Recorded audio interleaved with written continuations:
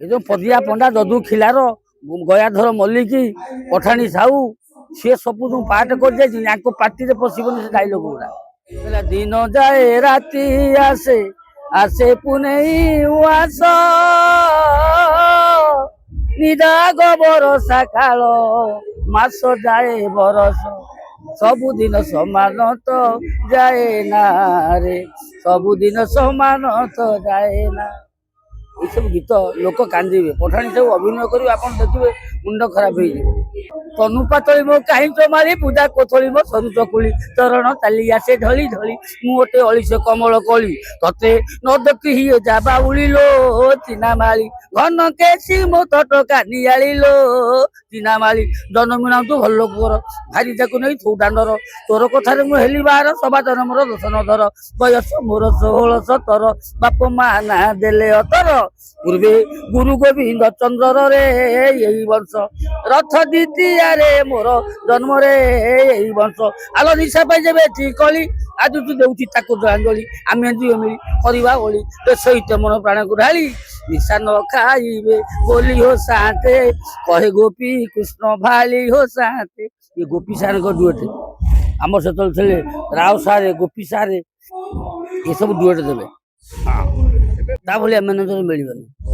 ଆଉ ତା ଭଳିଆ ନାଟକ ସବୁ ମାଲିକ ବର୍ତ୍ତମାନ ବସିକି ନାଟକ ଦେଖୁଥିଲେ ଏ ସିନ୍ଟା ହେଲାନି ଶିବାନୀ ନାଟକ କାହିଁକି ହାଇଲାଇଟ୍ ହଉଛି ବାବୁ ବସିକି ନିଜେ ଦେଖୁଛନ୍ତି ଏ ମାଷ୍ଟର ଇଏ ସିନ୍ଟା ହବନି ଆଉ କାଟିକି ତାକୁ ଲେଖିକି ଆଣ ସିଏ ହଉଛି ନାଟକ। ନମସ୍କାର ଦର୍ଶକ ବନ୍ଧୁ ମୁଁ ହେଲି ଆପଣଙ୍କ ଅତି ପ୍ରିୟ ହାସ୍ୟ ଅଭିନେତା ନିଲୁଆ ଘର ମୋ ଜଗତସିଂହପୁର ଏରସମା ଗୁଡା। ଏ ବର୍ଷ ମୁଁ ସୂର୍ଯ୍ୟ ମନ୍ଦିରରେ 25-26 ପାଇଁ ରହୁଛି। ମୋ ସାଙ୍ଗରେ ଭିକାରୀ ସ୍ୱାଇଁ ରୁନୁ ଆମେ 3 ଜଣ ସାଙ୍ଗ ହେଇ ରହୁଛୁ। ଏ ବର୍ଷ ନାଟକ ଆପଣ ଦେଖିବେ ପୁରା ହାଇଲାଇଟ ଚକା ଚକା ଭଉଁରୀ ଭେଲେନ କଣ ରାଗିଲେ କି କିଛି କହୁନା 3 ଖଣ୍ଡ ନାଟକ ଦେଖିବେ ପୁରା ହାଇଲାଇଟ। ତାପରେ ଆର୍ଟିଷ୍ଟ ସବୁ ବଛା ହେଇକିରି ଏ ବର୍ଷ ସୂର୍ଯ୍ୟ ମନ୍ଦିରରେ ଆସୁଛନ୍ତି। ଆଉ ବିଗତ ଦିନରେ ଆଜ୍ଞା ଆପଣ ଅନେକ ନାଟକ ପରିବେଷଣ କରିଥିବେ। ଆଜ୍ଞା ସେ ସମୟରେ କଣ ଏଇ ହାସ୍ୟ ଅଭିନେତା ଭାବେ ପାଠ କରୁଥିଲେ ନା ଅଲଗା କିଛି ଅଭିନୟ କରୁଥିଲେ? ନାଇଁ ନାଇଁ ଫାଷ୍ଟ ପ୍ରଥମ ଯେତେବେଳେ ଯାତ୍ରାପାଟିରେ ପଶିଲି ସେତେବେଳେ ମୁଁ ଡୁଏଟେ କରୁଥିଲି। ସେତେବେଳେ ସବୁ ଐତିହାସିକ ପୌରାଣିକ କାଳ୍ପନିକ ସେ ନାଟକ ସବୁ ଥିଲା। ସେ ନାଟକ ସବୁ ଆର୍ଟିଷ୍ଟ ସେମାନେ ସବୁ ଅଲଗା ଆର୍ଟିଷ୍ଟ ସିଏ ଯୋଉ ପାର୍ଟ ସବୁ କରୁଥିଲେ ଆମେ ସେତେବେଳେ ଦେଖିଛୁ। ଛତ୍ରପତି ଶିବାଜୀ ନାଟକରେ ହାତ ମାରି ହବନି ଧୀରେ ସେମାନଙ୍କୁ ସେ ଭାବି ନିଅନ୍ତି ନିଜକୁ ନିଜ ଆମେ ସେଇଆ କିନ୍ତୁ ଏବେ ଇଏ ଆର୍ଟିଷ୍ଟ ଯେ ପାର୍ଟ କରିପାରିବେନି ସେ ଡାଇଲଗ ଆଙ୍କ ପାଟିରେ ପଶିବନି। ଏ ଯୋଉ ପଦିଆ ପଣ୍ଡା ଯଦୁ ଖିଲାର ଗୟାଧର ମଲ୍ଲିକ ପଠାଣି ସାହୁ ସିଏ ସବୁ ଯୋଉ ପାଠ କରିଯାଇଛି ୟାଙ୍କ ପାଟିରେ ପଶିବନି ସେ ଡାଇଲଗ ଗୁଡା। ଏଠାରେ କଳାକାର ବି ଆଉ ସେମିତି ମାନେ ଗୋଟେ କଳାକାର ମାନଙ୍କୁ ଗୋଟେ ମାନିବାର ନାହିଁ ଗୋଟେ ତାର ମାନେ କାହାଠୁ ପଦେ ପଦେ ଶୁଣିବା ଶୁଣିକିରି ବିପଦ ଗ୍ରହଣ କରିବାକୁ ଗୋଟେ ଭୁଲ ଏବେ ବି ସେଇଟା ବି ଦେଖିବାକୁ ମିଳୁଛି। ସେ ପୁରା ଯେତେ ଯାତ୍ରାପାଟି ପଶୁଛନ୍ତି ସେ ସିଆଡୁ ଶିଖିକି ସବୁ ଆସିଛନ୍ତି।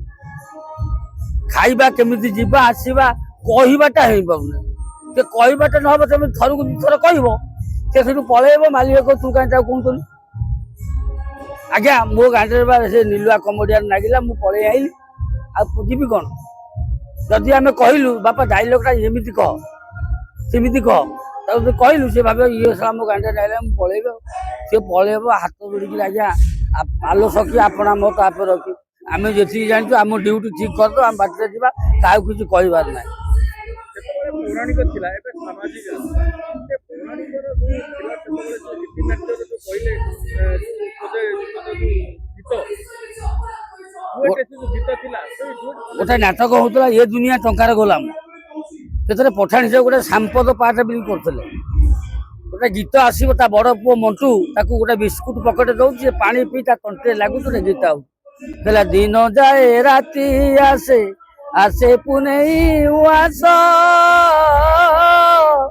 ନିଦାଗ ବରଷା କାଳ ମାସ ଯାଏ ବରଷ ସବୁଦିନ ସମାନ ତ ଯାଏ ନା ରେ ସବୁଦିନ ସମାନ ତ ଯାଏ ନା। ଏସବୁ ଗୀତ ଲୋକ କାନ୍ଦିବେ। ପଠାଣି ସବୁ ଅଭିନୟ କରିବେ ଆପଣ ଦେଖିବେ ମୁଣ୍ଡ ଖରାପ ହେଇଯିବ। କାନ୍ଦି କାନ୍ଦି ରାତି ସାରା ପଠାଣି ସବୁ କାଟି ଆଉ ଡୁଏଟେ ସେତେବେଳେ ସବୁ ଯାତ୍ରା ମଝିରେ ସବୁ ଡୁଏଟେ ହଉଥିଲା ଆମେ ସେ ଡୁଏଟେ କରୁ। ଆଲୋ ବାଦୁରୀ ବଉଲ ଖଜିରି ଉହାଳେ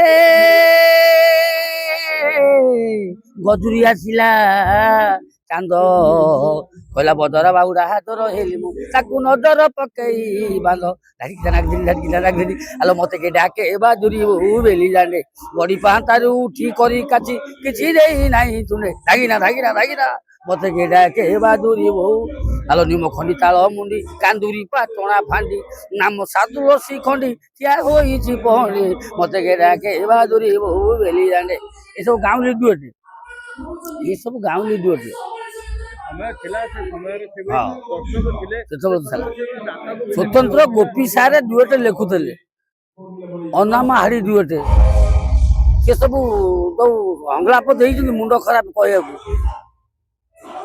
ଆଲୋ ପଞ୍ଚବର ନିମନ ଛଳି ପ୍ରେମ ସୁଧାରୁଛି କହରା ବଳି ତନୁ ପାତଳି ମୋ କାହିଁ ଚମାଳି ପୂଜା କୋଥଳି ମୋ ସରୁ ଚକୁଳି ଚରଣ ଚାଲି ଆସେ ଢଳି ମୁଁ ଗୋଟେ ଅଳିଶ କମଳ କଳି ତତେ ନ ଦେଖି ହିଏ ଯା ବାଉଳିଲୋ ଚିନା ମାଳି ଘନ କେସି ମୋ ତଟକା ନିଆଳିଲୋ ଚିନା ମାଳି ଜନମିଣାନ୍ତୁ ଭଲ ପୁଅର ଭାରି ତାକୁ ନେଇ ତୁ ଦାଣ୍ଡର ତୋର କଥାରେ ମୁଁ ହେଲି ବାହାର ସମାଜର ମୋର ଦୋଷନ ଧର ବୟସ ମୋର 16-17 ବାପ ମା ନା ଦେଲେ ଅତର ପୂର୍ବେ ଗୁରୁ ଗୋବିନ୍ଦ ଚନ୍ଦ୍ରରେ ଏଇ ବର୍ଷ ରଥ ଦ୍ୱିତୀୟାରେ ମୋର ଜନ୍ମରେ ଏଇ ବର୍ଷ ଆଲୋ ନିଶା ପାଇ ଯେବେ ଠିକ କଲି ଆଜି ତୁ ଦେଉଛି ତାକୁ ଜଳାଞ୍ଜଳି ଆମେ ଦୁଇ ମିଳି କରିବା ଓଳି ସହିତ ମନ ପ୍ରାଣକୁ ଢାଳି ନିଶା ନ ଖାଇବେ ବୋଲି ହୋ ସାନ୍ତେ କହେ ଗୋପୀ କୃଷ୍ଣ ଭାଳି ହୋ ସାନ୍ତେ ଏ ଗୋପୀ ସାରଙ୍କ ଡୁଏଟ୍ ଆମର ସେତେବେଳେ ଥିଲେ ରାଓ ସାରେ ଗୋପୀ ସାରେ ଏସବୁ ଡୁଏଟ୍ ଦେବେ ହଁ ଏବେ ବର୍ତ୍ତମାନ ଯୋଉ ନାଟକ ଚାଲିଛି ସାମାଜିକ ନାଟକ ଆଜି ଯୋଉ ନାଟକ ଚାଲିଛି ଆଜ୍ଞା ସେଇ ନାଟକର କଣ ଏ ନାଟକ ବିଷୟରେ କହିବେ? ନାଟକ କଣ ଆଜିକାଲି ନାଟକ ଅଛି ଏସବୁ ଫାଟକ ବା ସବୁ ଯୋଡା ଯୋଡି କରି ସେଥିରୁ ଆଣି ଦେଇ ଦଉଛନ୍ତି ତା ଭିତରେ ନାଟକ ବେଶ କରିଦଉଛନ୍ତି ଜଣ ଦି ଜଣଙ୍କ ଉପରେ କମେଡି ସିନ୍ ଆଉ ନାହିଁ ଆଉ ଇଏ ଗୋଟେ ନାଟକ କମେଡି ସିନ୍ ଟୋଟାଲ ନାହିଁ ଗୋଟିଏ ସିନ୍ 4 ଘଣ୍ଟା ନାଟକ ଦର୍ଶକ ଅଛି 3ଟା କମେଡି ସିନ୍ ନିହାତି ଦରକାର ଆମେ ସବୁ ତ୍ରିନାଥ ଗଣନାଟ୍ୟରେ ମୋର 18 ବର୍ଷ ନନ୍ଦୀ ଭାଇନା ପାଖରେ ସେ ଭଗବାନ ଭଳିଆ ଲୋକ ତା ଭଳିଆ ମ୍ୟାନେଜର ନାହିଁ ତା ଭଳିଆ ମାଲିକ ନାହିଁ ଭଗବାନ ଜଣେ ନନ୍ଦୀ ଭାଇନା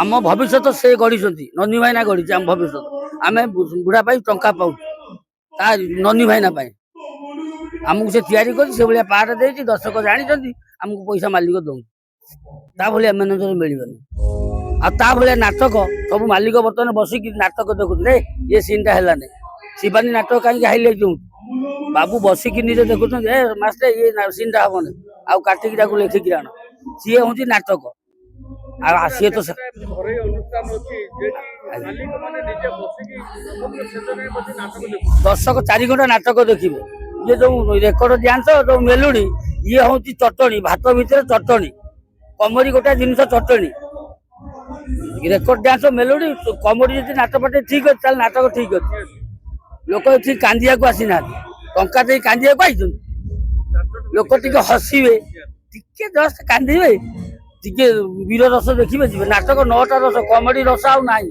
ଆଉ ନାଟକ ଲୋକ ଦେଖିବେ କଣ ଏ ଭଲ ନାହିଁ ଇଏ କୌଣସି ପାଟିରେ ଭିକାରୀ ନିଲୁ ଆସନ୍ତି ଭଲ ନାହିଁ ନାହିଁ ତାଙ୍କର ପାଠ ନାହିଁ ଗୋଟାଏ ଯୋଡାଏ ସିନି ସେ ଯାଇଛନ୍ତି ଲେଖିନି ଆଉ ସେ ଗୋଟାଏ ସିନି ଆଉ କଣ ଦେଖିବା ତାଙ୍କୁ ରାଇଟରଙ୍କୁ କଣ ଅନୁରୋଧ କରିବେ କଣ କହିବେ ମାଲିକମାନଙ୍କୁ କଣ କହିବେ ଆମେ କଣ କହିବୁ ଆମେ କିଛି ନ କହିବା ପୂର୍ବରୁ ଆଟଲିଷ୍ଟ ଟାଇମ୍ ରାଇଟର କାହା ବହି ଯାଉଛି ନା ଅମୁକ ବହି ସାରେ ଆଉ ମୁଁ ରଖୁଛି ଏ ବର୍ଷ ଆଉ ମୋ ପାଇଁ ଦେଖିକି ଟିକେ ସାରୁ ଦେଖିକି ଲେଖିକି ଆଣିଲେ ଆଉ ଆମେ ତ କହିନୁ ନା ଫୋନ କରିବୁ ଆଉ ଆମ ପାଇଁ କାହିଁ ଲେଖିବେ ଆଚ୍ଛା ଆଜ୍ଞା ଗୋଟେ କଥା ହଉଛି କି ଆପଣ ଯୋଉ କହିଲେ ଆଜ୍ଞା ଆଗରୁ ଯୋଉ ନାଟକ ଥିଲା ସେ ଯୋଉ ବହି ଥିଲା ସେ ନାଟକ ଥିଲା ନାଟକ ଷ୍ଟୋରି ଥିଲା ୟା ପଛକୁ ଏଇଆ ତା ପଛକୁ ସେୟା ଲୋକ ସସ୍ପେନ୍ସରେ ରହୁଥିଲେ ନାଟକ ଗୋଟାଏ ଆମର ପଲିଶ୍ରୀ କଳା ନିକେତନ ଇଚ୍ଛାପୁର ନାଟକ କରୁଥିଲା ମା ମାଟି ମଣିଷ ଏ ଦୁନିଆ ଟଙ୍କାର ଗୋଲାମ ଶାନ୍ତି ତୁମେ କୁଥାଏ ଗୋଟାଏ ଲେଖା ମାସ ପଡୁଥିଲା ଯୋଉଠି ପଡୁଥିଲା ଅନ୍ନପୂର୍ଣ୍ଣା ଥିଏଟର ଭଳିଆ ସେ ପାର୍ଟି ଦୁଃଖୀରାମ ସ୍ୱାଇଁ ଥିଲେ ସେତେବେଳେ ଗୋଟେ କଥା ହଉଛି କି ସେ ଯୋଉ ନାଟକର ଡାଇଲଗ ହଉ ବା ନାଟକରେ ଯେମିତି ଗୀତ ଗାଇକି ଆପଣ କହିଲେ ଆଜ୍ଞା। ଏଇ ଯୋଉ ସଳାପ ଥିଲା ଏଇ ସଳାପର ପରମ୍ପରାଟା ପୁଣି ଥରେ ପୁନରୁଦ୍ଧାର କାହିଁକି ନ ହଉଛି ସବୁ ମାଲିକ ମାନେ ଚାହିଁଲେ ହବ ଆର୍ଟିଷ୍ଟ ମାନେ ଚାହିଁଲେ ହବ ଦର୍ଶକ ସବୁ ଦେଖିବେ ତାଙ୍କୁ ଭଲ ଲାଗିବ ପୌରାଣିକ ହଉ ଐତିହାସିକ ହଉ କାଳ୍ପନିକ ତାଙ୍କୁ ଭଲ ଲାଗିବ ତାକୁ ଭଲ ଲାଗିବା ଦରକାର। ପୌରାଣିକ ନହେଲେ ବି ଯୋଉ ନାଟକଟି ରହିବ କିନ୍ତୁ ପୁରୁଣା ଡାଇଲଗ ଆଉ ସେଇ ଯୋଉ ଜିନିଷ ରହିଲେ ଭାବୁଛି ଦର୍ଶକଙ୍କୁ ବେଶୀ ମନକୁ ଆକୃଷ୍ଟ କରନ୍ତା। ସିଏ ଜାଣିନାହାନ୍ତି ବା, ସେ ବର୍ଷକୁ 18 ଖଣ୍ଡ 20 ଖଣ୍ଡ ଦଉଛନ୍ତି, କିନ୍ତୁ ସାଡୁ ଆଡୁ ସାଡୁ ସେ ବହି ଏ ବହି ସେ ଫିଲ୍ମ ଯୋଡି ଜାଣିକି ଆଣି ଦେଇ ଦଉଛନ୍ତି।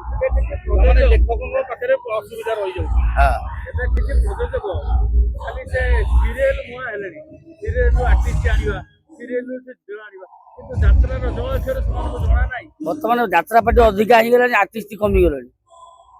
ଦର୍ଶକ ମାନେ ଚାହୁଁଛନ୍ତି ଚିହ୍ନା ମୁହଁ ଦେଖିବା ପାଇଁ, ତେଣୁ ସବୁ ପାର୍ଟି ଆଉ ଚିହ୍ନା ମୁହଁ ରହୁନାହାନ୍ତି, ଗୋଟିଏ 2ଟି 3ଟି ରଖୁଛନ୍ତି, ଆଉ ସିରିଏଲ ଆର୍ଟିଷ୍ଟ ରହିଲେ ଆଉ। ଦର୍ଶକମାନେ 400 ଟଙ୍କା ଦେଇ ଟିକେଟ କାଟିକି ଆସି ନାଟକ ଦେଖିବା ପାଇଁ ଆଜ୍ଞା ରାତି ଅନିଦ୍ରା ହେଇକି ଗୋଟିଏ ପରିବାର 3-4 ଜଣ ମିଶିକି ଆଜ୍ଞା। ଦେଖିଲା ବେଳକୁ 1500-2000 ଟଙ୍କା ଖର୍ଚ୍ଚ, ସେ ଦେଖିଲା ବେଳକୁ ସେମିତି ମନୋରମ ନାଟକ ସେମାନେ ପାଉନାହାନ୍ତି। ପାଉନାହାନ୍ତି। ସେ କୋଉଠି ଗୋଟାଏ 2ଟା ନାଟକ, ଗୋଟାଏ ଯାତ୍ରା ପାର୍ଟି, ଗୋଟାଏ କୋଟି ଟଙ୍କା ଯାତ୍ରା ପାର୍ଟି, ଗୋଟାଏ 2ଟା ନାଟକ ଭଲ ଥବ, ଆଉ ସବୁ ଖରାପ ଥବ। ଦର୍ଶକ ଦେଖିବେ, ପଇସା ଦେବେ। 400 ଟଙ୍କା ଟିକେଟ ହେଲାଣି, ଛୋଟ କଥା। ହଉ ଦର୍ଶକ ବନ୍ଧୁ, ଏତିକି କହି ମୁଁ ବିଦାୟ ନେଉଛି। ଜୟ ଜଗନ୍ନାଥ।